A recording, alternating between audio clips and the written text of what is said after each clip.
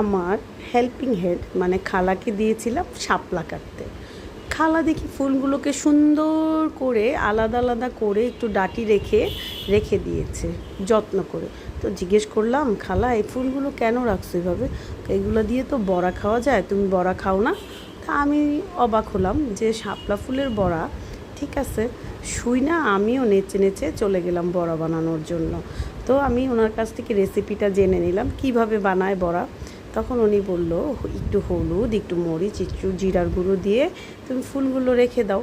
তারপরে আমি অন্য একটা বাটিতে বেসন নিয়ে নিলাম, বেসনের সাথে একটু জিরার গুঁড়ো দিয়ে আর একটু লবণ, একটু হলুদ দিয়ে মেখে নিয়েছি। মাখিয়ে তারপরে এই যে ডাঁটাসহ শাপলাটা, মানে অল্প একটু ডাঁটা রেখেছি যেন ধরে ধরে চুবনে দিয়ে গরম তেলে দিতে পারি। তাই আমি এটাকে ভালো করে নেড়ে চেড়ে একদম এটার গায়ে গায়ে বেসন লাগিয়ে নিয়েছি। তারপর ছেড়ে দিলাম গরম গরম তেলে। গরম গরম তেলে ছেড়ে এটাকে ভেজে নিব। তো এক এক করে আমি সবগুলো মানে শাপলা ধাপ বাই ধাপ গরম গরম ডুবো তেলে ভেজে নিলাম। কিন্তু আমি কল্পনাও করি নাই যে এই মানে এইভাবে শাপলাটা ভেজে খেলে বা পাকোড়া করে খেলে জিনিসটা, উনি বলে কি এটা নাকি শাপলার বেগুনি, শাপলুনি।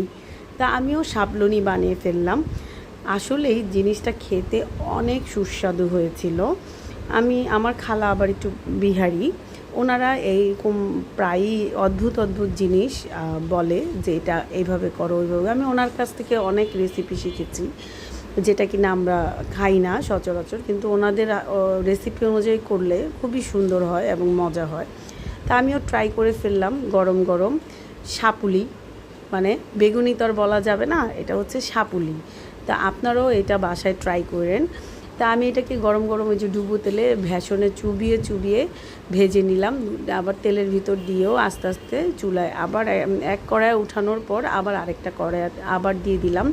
এইভাবে করে আস্তে আস্তে আমি ভেজে নিয়েছি। এই বৃষ্টি ভেজা দিনে মাঝে মাঝে এরকম অদ্ভুত টাইপের আনকমন পাকোড়া খেতে খুবই ভালো লাগে। যাই হোক, এই যে আমার শাপুলি হয়ে গেল।